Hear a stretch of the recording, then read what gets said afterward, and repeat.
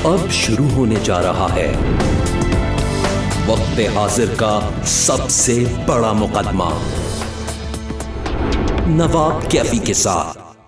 आज का मुकदमा देखने और सुनने वालों को नवाब कैफी का अस्सलाम वालेकुम, और दुनिया भर में बसने वाले तमाम मुसलमानों और पाकिस्तानियों को भी सलाम अक़ीदत, जो मुल्क से बाहर बैठे हुए हैं लेकिन उनके दिल अपने वतन के लिए धड़कते हैं। सबसे पहले आज के मुकदमे की जज मोहतरमा फ़रा अज़ीम साहिबा से गुजारिश करूंगा कि वो तशरीफ़ लाएं।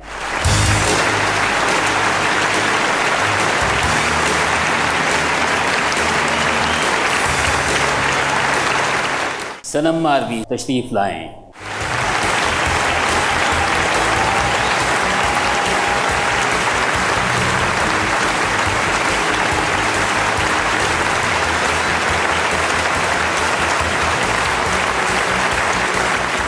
सूफियाना कलाम में रची वसी पाकिस्तान की दिलकश आवाज़, जिनका नाम है सनम मारवी, हमारी अदालत में आज आपके सामने पेश हैं।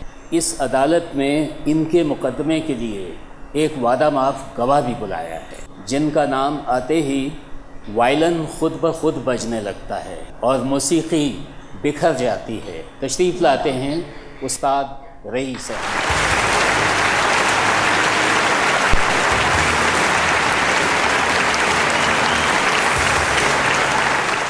जज साहिबा की इजाज़त हो तो सनम मारवी की दास्तान हयात की एक झलक देखते हैं। पाकिस्तान की मायानाज गुलकारा सनम मारवी का ताल्लुक सिंध के तारीखी शहर हैदराबाद से है।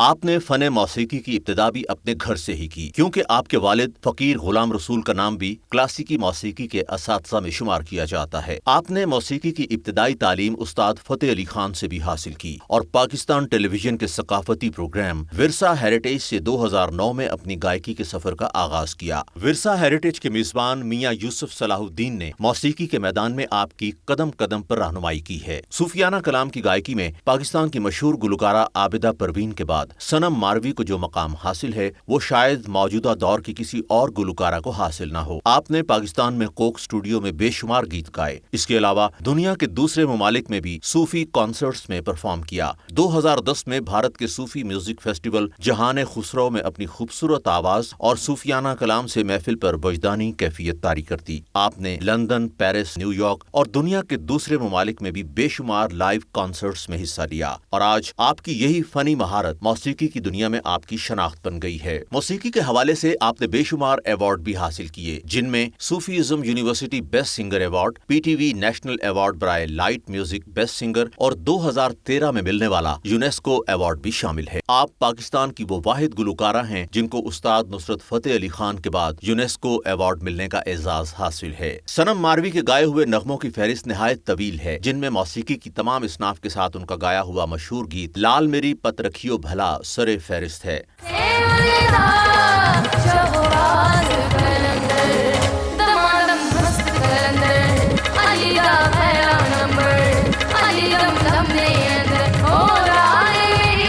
आज के मुकदमे में सनम मारवी आपके और हमारे लगाए गए इल्जामात का दिफा करेंगी।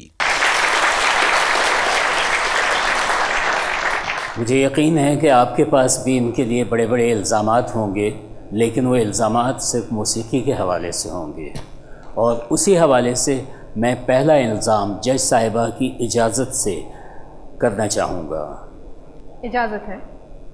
सनम मारवी, आप पर ये इल्ज़ाम है कि आपके अंग अंग में आबिदा परवीन झलकती हैं।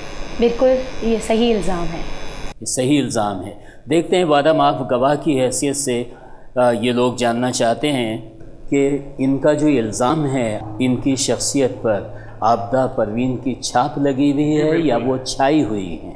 बिल्कुल छाई भी है, छाप भी लगी हुई है और होनी भी चाहिए। जी बिल्कुल, ये भी ठीक है, पर एक और भी बात है कि बेसिकली आबिदा बीबी और मेरे फादर एक ही उस्ताद से सीखे हैं, तो वो एक ही फ़न, बाबा को भी उसी तरीके से, तो बीबी आबिदा परवीन ने जितना भी गाया उन्होंने एक ही उस्ताद से सीखा है, तो मैंने जितना भी अपने बाबा से सीखा वो सेम था। बट मेरे अबू ने ख़ुद जाकर बीबी आबिदा से कहा कि ये सब कुछ आपका ही है और आपका ही, आपकी फॉलो करती हैं आपको, तो फिर उन्होंने मुझे शागिर्द किया। तो ये मेरे लिए ऑनर की बात है, बहुत बहुत बड़ी बात है। ऑर्डर। आपने इस इल्ज़ाम की सफाई के लिए आबदा परवीन को क्यों नहीं बुलाया? मैं माफ़ी चाहता हूँ। आपने बाबा से सारा फ़न सीखा, तो यहाँ बहुत से बाबा बैठे हैं जो उस्ताद हैं अपने फ़न के, आप इनसे सीखना चाहेंगी? जी, मैं सबकी गुलाम हूँ। और मुल्ज़िमा से ये पूछा जाए कि क्या इन्होंने सरहदों के निगहबानों के लिए भी कोई गीत गाया है?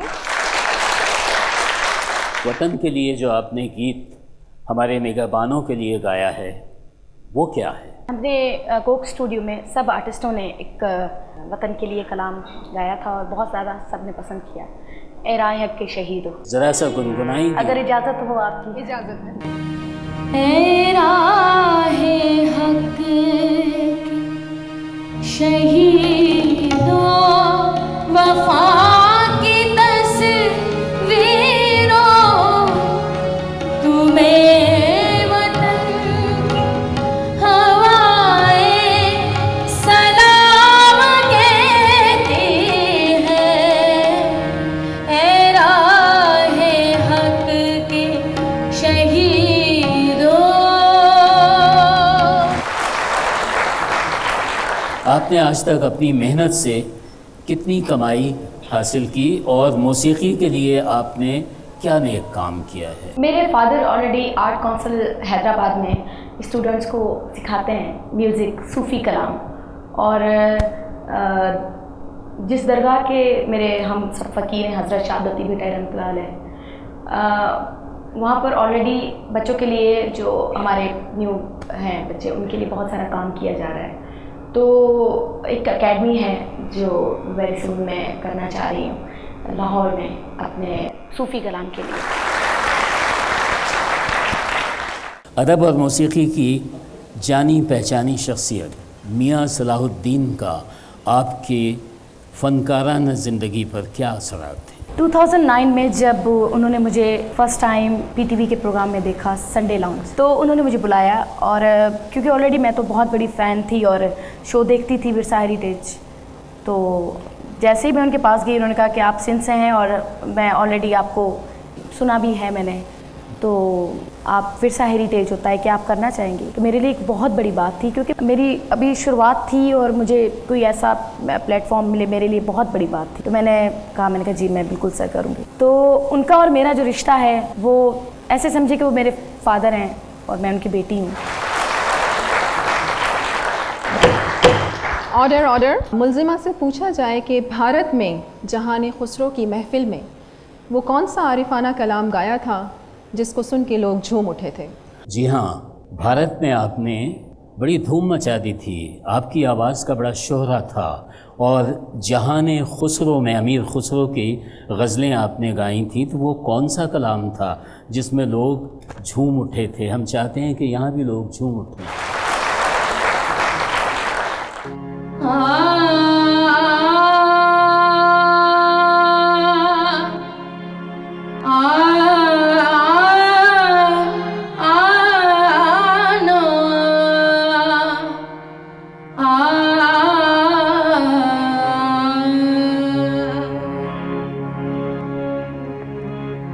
राजा राजा निराजा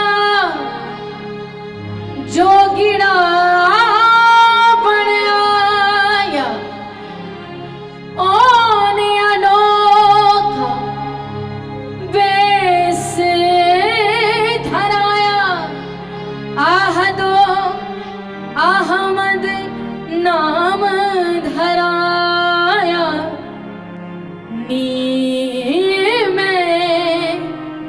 नी में जाना जोगीत नाल कन्नी मुद्रा पाके मत्थे तिलक लगा के नी में जाना जोगी देना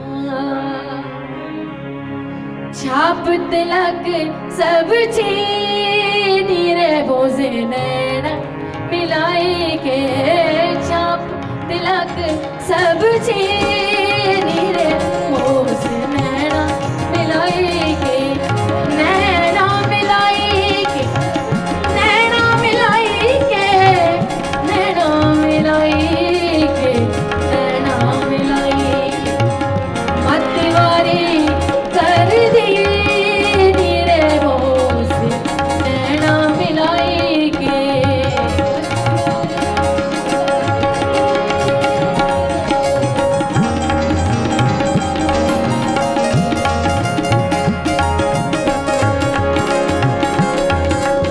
बल बल जाओ तोरे रंग रचना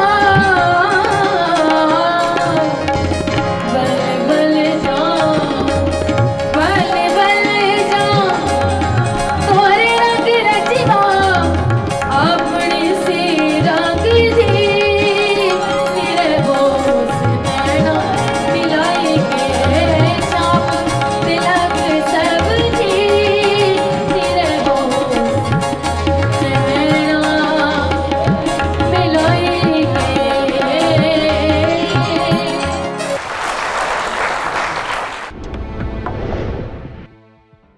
इनके कलाम से लोग हर महफिल में झूम उठते हैं और मेरा ख्याल है हमारी जज साहिबा भी इनके कलाम से झूम उठी हैं। ये वक्त चुटकी लेने का नहीं है। क्या आपने महसूस किया कि मैंने मारवी सनम को या जज साहिबा को चुटकी ली है? आपने मारिफाना कलाम सुनाया है, आप इसके बारे में क्या कहेंगे? ये अदालत आरिफाना कलाम को सलाम पेश करती है। लेकिन तबले की संगत ना हो और गीतों में रंगत ना हो तो लफ्ज़ों की बंदिश मांद पड़ जाती है। लिहाजा रईस अहमद साहब से मैं गुजारिश करूंगा कि पहले वो इस पर तबसरा करें कि क्या तबले की संगत होनी चाहिए मौसीकी में या नहीं। जी, मैं ये समझता हूँ कि आवाज़ के साथ साज का होना बेहद ज़रूरी है और तबले की संगत भी बेहद ज़रूरी है, तभी ये निखर के सामने आता है। आपने फरमाया कि साज के साथ संगत भी होनी चाहिए, लेकिन अपने साज को इन्होंने छुपा के रखा हुआ है। ज़रा अपना साज भी तो सुनाइए। जी, पेश करता हूँ।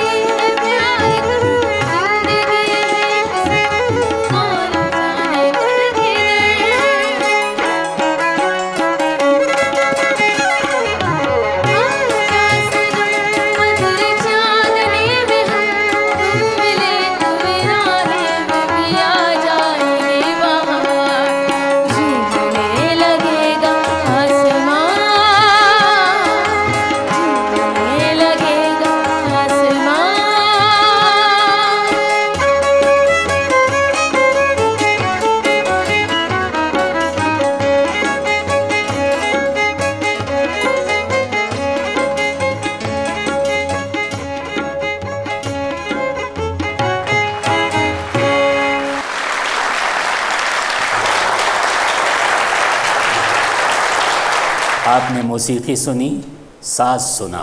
अब साज बजाने वाले की आवाज़ सुनते हैं कि वो अपने साज के बारे में क्या कहना चाहते हैं। वायलिन के बारे में मैं ये कहूँगा कि 1500 ईस्वी में ईस्ट इटली में ये ईजाद हुआ था।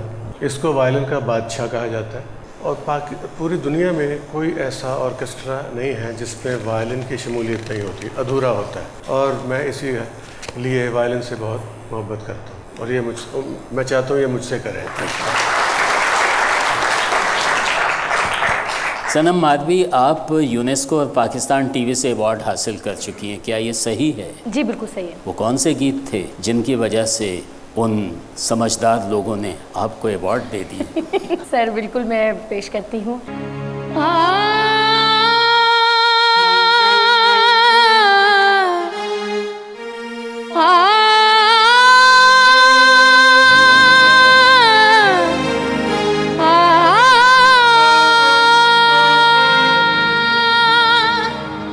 लाली मेरे लाल की जित देखूं तित लाल, लाली वे कण मैं गई मैं भी होई लाल, हो लगी बिना रैन ना जागे को,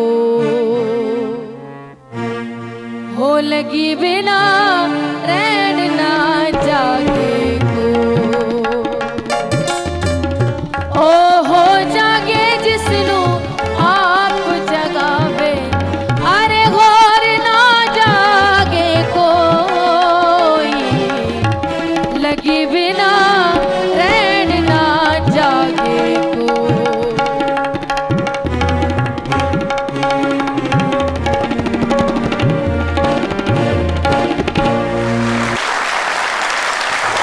मारवी का ताल्लुक़ मलीर से था और उमर का ताल्लुक़ उमरकोट से था, लेकिन आपका ताल्लुक़ न मलीर से है न उमरकोट से है, तो आपने अपना सनम कहाँ से तलाश किया? मैंने अपना सनम सरगोदा से तलाश किया। गोया आप सिंध की मिट्टी, पंजाब की मिट्टी से मात खा गई। जी मेरे अम्मा जो हैं वो पंजाबी हैं, सरगोदा से हैं। मेरे शो में आज तक जितने भी फ़नकार आते रहे, वीना मलिक थी, मीरा थी, साहिर लोधी थे और भी बहुत से लोग, सबकी आखिरी ख्वाहिश हुआ करती थी। जी कौन सी? उनकी आखिरी ख्वाहिश होती थी कि हम सियासत में चले जाएं। आपकी आखिरी ख्वाहिश क्या है? नहीं, मेरी बिल्कुल भी ऐसी कोई ख्वाहिश नहीं है। बस यही है कि मैं अपने आर्टिस्टों के लिए कोई अच्छा एक एकेडमी बनाऊं जिसमें पाकिस्तान नहीं पर हिंदुस्तान से बड़े बड़े म्यूजिशियन और क्लासिकल सिखाने के लिए आएँ, जो बच्चों को सिखाएँ। मैडम, मेरा नाम साबिर अवान है। कैफ़ी साहब ने आपसे सवाल किया था कि जो गुलकार यहाँ पे आते हैं वो सियासत का एंड वो होता है। आपने कहा मैं सियासत में नहीं आती। अगर आपने सियासत में आना का सोचा तो कौन सी पार्टी को आप सपोर्ट करेंगी? Definitely Peoples Party, definitely. जी, इनको ज्वाइन करेंगी आप? इनको ज्वाइन करेंगी आप? जी, मैं सिंध से हूँ, सिंध से नहीं पर मेरी मोहतरमा के साथ बहुत ज़्यादा है। ये सिंध के लोग हैं और सिंध के लोग हमेशा कहते हैं मरसूं मरसूं सिंध न डेसूं।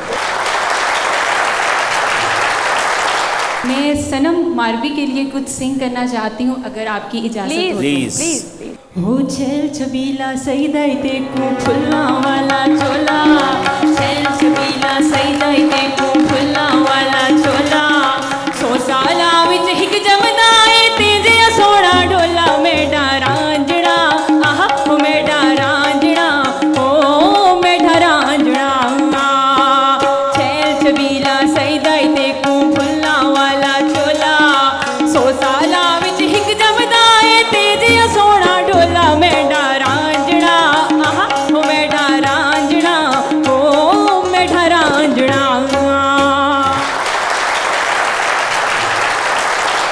सनम मारवी पे मेरे बहुत ही खूबसूरत इल्ज़ाम है, आप मुझे उसका जवाब दें कि आप सिंधी में गाती हैं, सराइकी में गाती हैं, पश्तो में गाती हैं, आप जिस ज़ुबान में भी गाती हैं। इवन आप कलाम इकबाल जब गाती हैं तो बिल्कुल सही तलफ़ुज़ के साथ गाती हैं और हम खो जाते हैं। असल में शुरू में तो मेरा इतना अल्फाज जो है बहुत गलतियाँ होती थी, पर मेरे हस्बैंड ने मुझे ठीक कराया और अभी तक हमेशा कुछ गलतियाँ तो वो दुरुस्त करवाते हैं।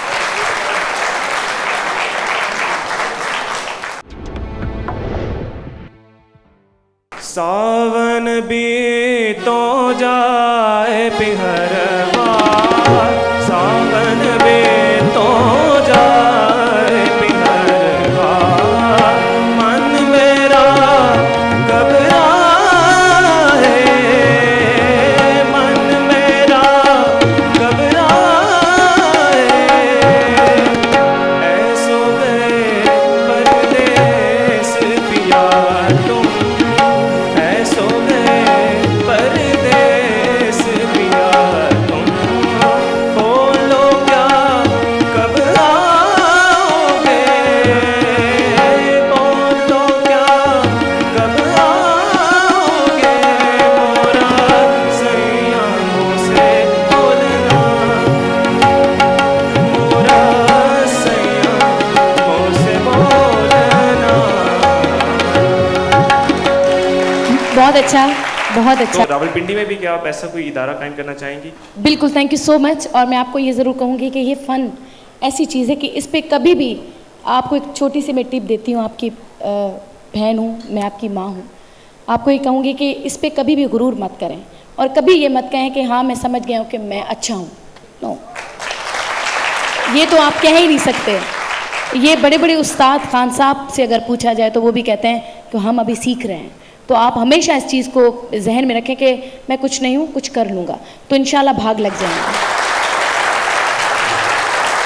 आवाम की ख्वाहिश और आपके जवाब पर हम आपके एल्बम से आवाम को एक और तस्वीर दिखाना चाहते हैं।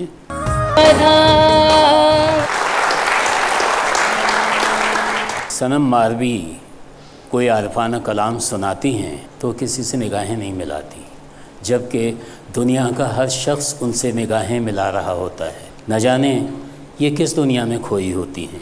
ये जो कलाम है ये आपको खुदा के साथ कनेक्ट करते हैं, क्योंकि ये मैसेज जो है वो इंसानियत का मैसेज है, सिर्फ मुसलमानों के लिए नहीं। रहमतुल आलमीन रब ने कहा है, सब मुसलमानों के लिए एक मैसेज है। तो ये कलाम एक बहुत बड़ा मैसेज है, तो रब तक कनेक्शन हो जाता है। सवाल में उस्ताद रईस अहमद ख़ान से करूँगा कि क्या वो कोई आशिकाना धुन बजा सकते हैं? जी बिल्कुल, ऐसी धुनें तो मुझे बहुत याद है कैफी साहब, आशिकाना धुनें। कोई एक ऐसी धुन हो।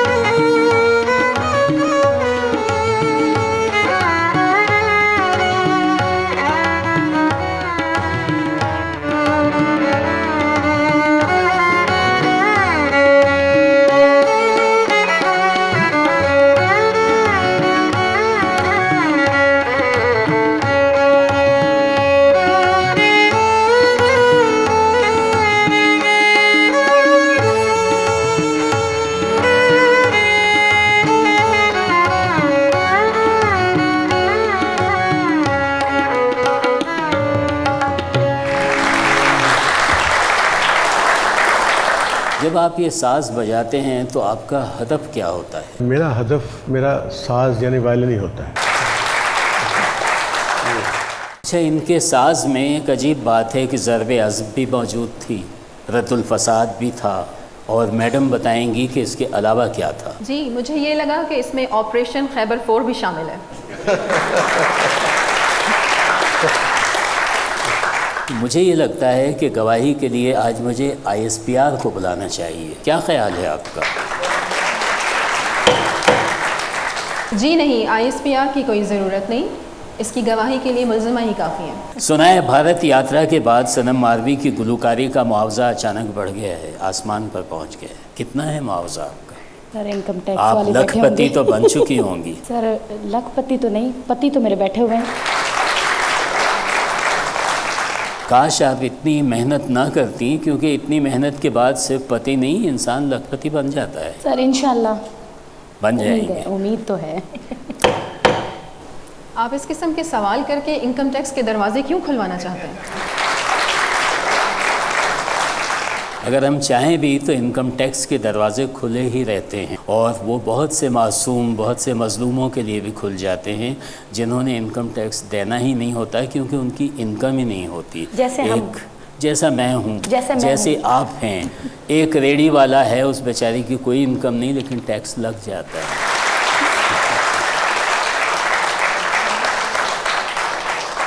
अच्छा, इनकी आवाज़ का आलाप इतना तवील होता है कि इंसान गिलगित से चलता है और चलते चलते उसे याद ही नहीं रहता जाना कहाँ था, वो वज़ीरिस्तान में दाखिल हो जाता है।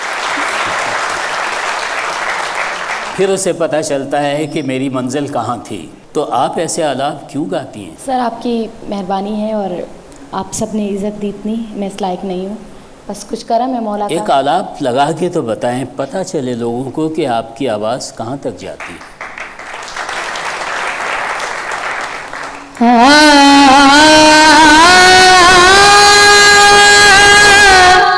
आया यकीन?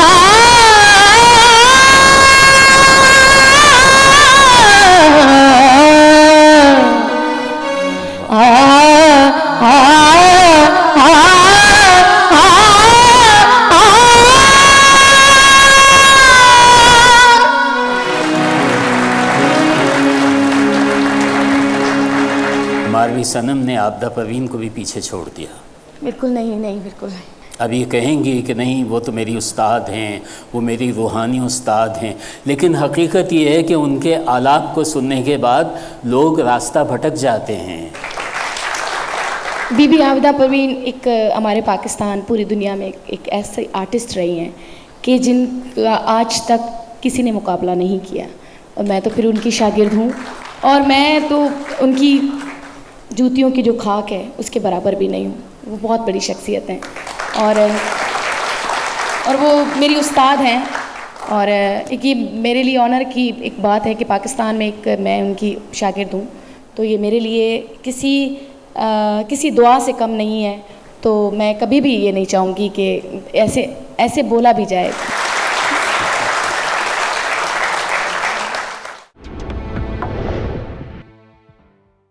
तंज़ो मज़ा और अपने पसंदीदा सितारों से मुलाकात के लिए अभी हमारा चैनल चटपटा सब्सक्राइब करें और बेल आइकन पर क्लिक करना ना भूलें।